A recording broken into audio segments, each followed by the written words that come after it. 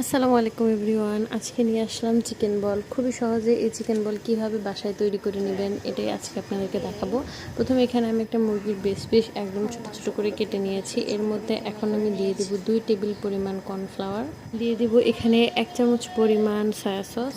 এবার আমি এখানে দিয়ে দিব 2টা পেঁয়াজ কুচি, দিয়ে দিব একটা রসুন, আর হচ্ছে যে 1 কোয়া আদা, আর দিয়ে দেবো 2টা কাঁচামরিচ, আর সাথে দিয়ে দেবো একটা শুকনো মরিচ, আর দিয়ে দেবো 2টা ব্রেড। এখানে ব্রেডের সাইডের অংশগুলো সহ ব্রেডটাকে কুচি কুচি কেটে এর মধ্যে দিয়ে দিচ্ছি। দেখেন আমি একদম খুবই ভালোভাবে ব্লেন্ড করে নিছি। এবার এখানে আমি স্বাদ মতো লবণ দিয়ে দেবো, 1 চামচ জিরার গুঁড়া। আমি সবগুলো উপকরণকে আবারও ভালোভাবে মিক্স করে নেব।